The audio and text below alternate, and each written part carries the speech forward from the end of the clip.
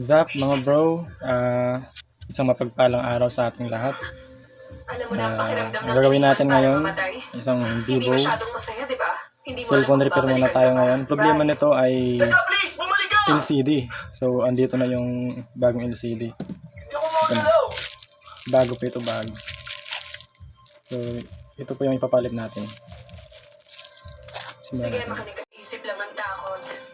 Ayan, tatanggalin lang muna natin yung SIM holder niya. Tsaka kunin yung likod, syempre. Hindi naman natin magagawa yan kapag hindi natatanggalin yung likod.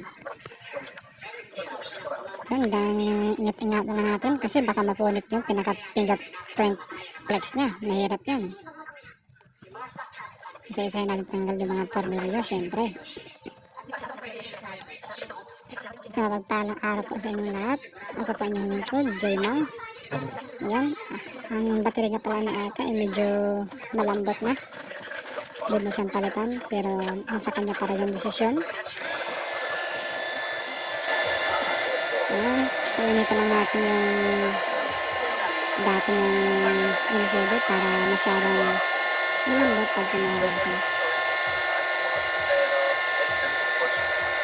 Ginamitan pa natin siya ng blower na may hot air para bilis natin matanggalan.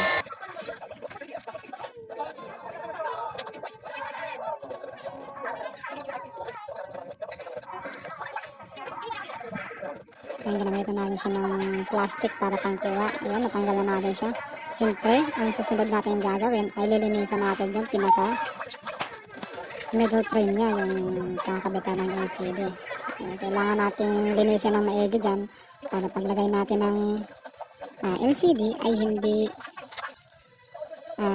hindi umaangat at kailangan ay dapat compatible siya, yung lapat na lapat. Yan, medyo may bukod, kaya yan,